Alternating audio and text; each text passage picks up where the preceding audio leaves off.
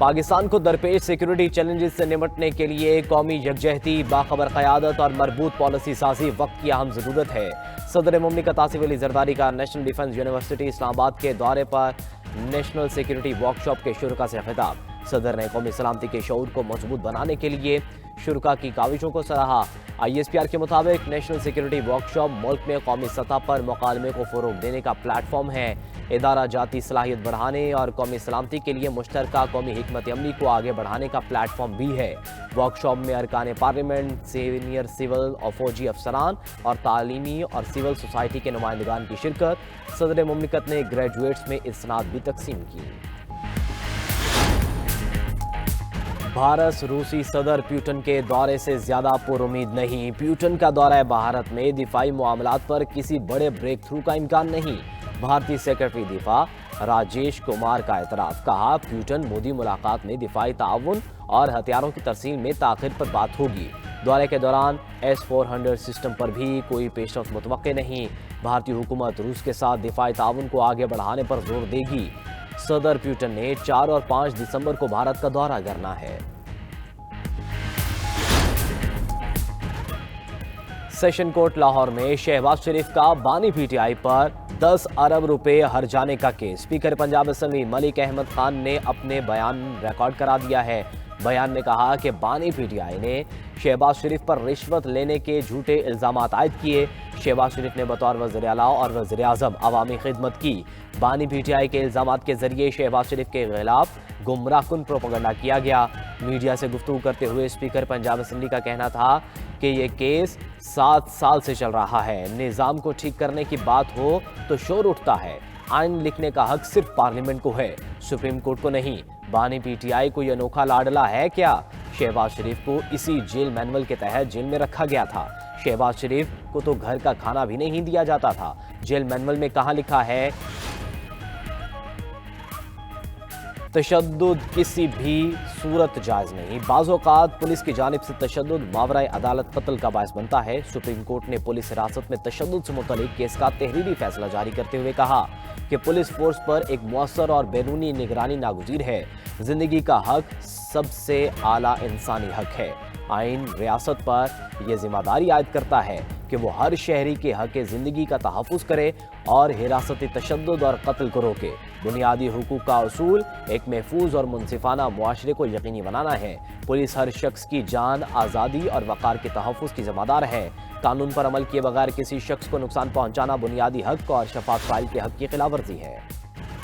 Agent mafia پیسوں کی لالچ میں معصوم لوگوں کے مستقبل سے کھیل رہا ہے، ملک کی بدنامی کا باعث بن رہا ہے۔ وفاقی وزیر داخلہ محسن نقوی کے اسلام آباد ایئرپورٹ کے دورے پر گفتگو، کہا کہ ملازمت کا جھانسا دے کر بیرون ملک بھجوانے والوں سے رعایت نہیں ہوگی۔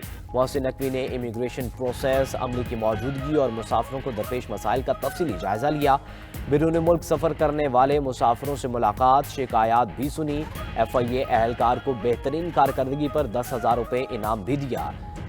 ANF سٹاف سے بھی ملاقات کی، تمام اداروں کو مسافروں کی سہولیات فراہم کرنے کی ہدایت۔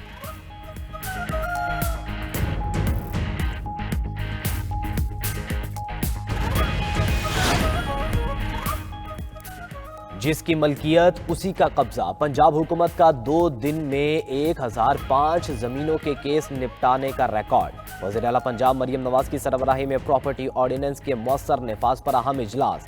2 دن میں 1005 کیسز نپٹانے کے پنجاب حکومت کے ریکارڈ کی رپورٹ پیش۔ مریم نواز نے کہا کہ پنجاب میں خواتین کے زمین کے کیسز اولین ترجیح پر حل کیے جائیں گے۔ زمین کے کیس کا فیصلہ ہوتے ہی فوری قبضہ بھی ہوگا۔ کوئی تاخیر، کوئی سفارش، کوئی کوتاہی نہیں۔ زمین کا اصل مالک جب تک قبضہ نہ لے فیصلہ ادھورا ہے، کاغذ پر نہیں، قبضہ زمین پر نظر آنا چاہیے۔ وزیر اعلیٰ سندھ سید مراد علی شاہ کی زیر صدارت ترقیاتی پورٹ فولیو کا جائزہ اجلاس۔ BRT، ریڈ لائن اور یلو لائن منصوبوں پر پیش رفت کا جائزہ لیا گیا۔ وزیر اعلیٰ سندھ نے خواتین کے لیے الیکٹرک بائکس کی تعداد بڑھانے کی منظوری دی، کہا کہ ماحولیاتی تقویت والے انفراسٹرکچر کی تعمیر ہماری ترجیح ہے۔ مراد علی شاہ کی سیلاب متاثرہ اسکولوں اور اسپتالوں کی بحالی کا کام مزید تیز کرنے کی ہدایت۔ اجلاس میں ویمن یونیورسٹی سکھر اور نئے میڈیکل کالجز کے قیام کی بھی منظوری۔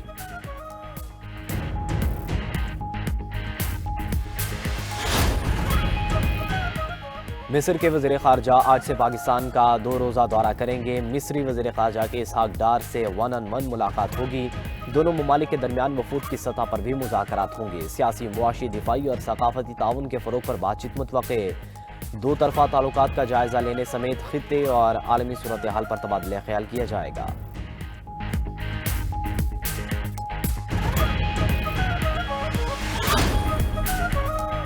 افغان شہریوں کے لیے امریکہ کے دروازے بند، افغان پاسپورٹ ہولڈرز کو ویزے دینا بند کر دیے۔ پناہ کے لیے درخواستوں پر فیصلے بھی روکنے کا اعلان۔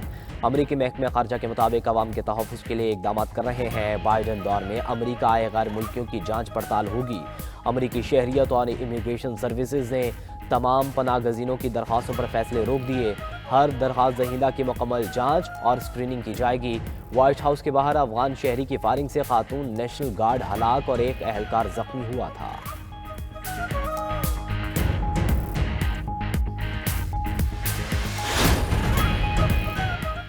حزب اللہ کا اسرائیل سے سینئر کمانڈر کی شہادت کا بدلہ لینے کا اعلان۔ حزب اللہ کے سربراہ نعیم قاسم نے کہا ہے کہ سینئر کمانڈر طباطبی کی شہادت کا بدلہ لینے کے لیے اسرائیل پر حملے کے وقت کا تعین کریں گے۔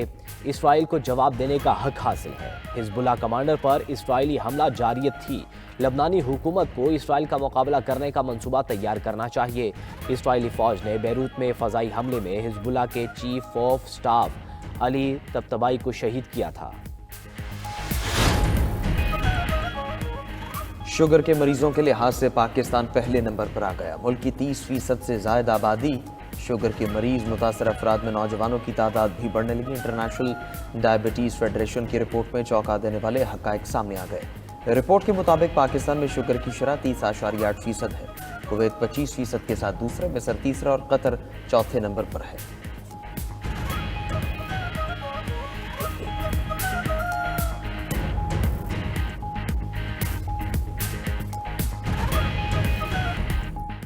تیسری دنیا پر امریکہ کے دروازے بند کر دیں گے۔ امریکی صدر ٹرمپ کا خاتون نیشنل گارڈ کی موت پر اظہار افسوس۔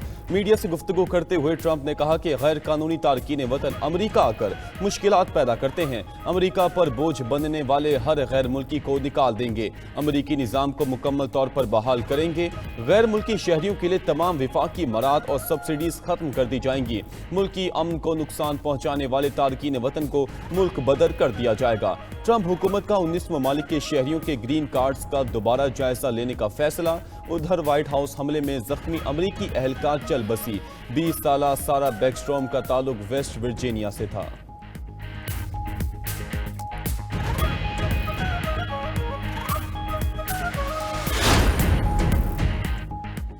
جو بائیڈن کی 92% سرکاری دستاویزات غیر قانونی ہیں۔ امریکی صدر ڈونلڈ ٹرمپ کا دعویٰ۔ سوشل میڈیا پوسٹ میں صدر ٹرمپ کا کہنا تھا کہ سابق صدر جو بائیڈن کی 92% سرکاری دستاویزات پر آٹو پین سے غیر قانونی دستخط کیے گئے، اس لیے وہ ان تمام احکامات اور ایگزیکٹو آرڈرز کو کالعدم قرار دیتے ہیں۔ صدر ٹرمپ نے الزام لگایا کہ ان احکامات کی منظوری میں جو بائیڈن شامل نہیں تھے، ان کی جگہ آٹو پین کے ذریعے دستخط کیے گئے۔ اب اگر بائیڈن اس سے انکار کرتے ہیں تو ان پر جھوٹ بولنے کا مقدمہ بھی چل سکتا ہے۔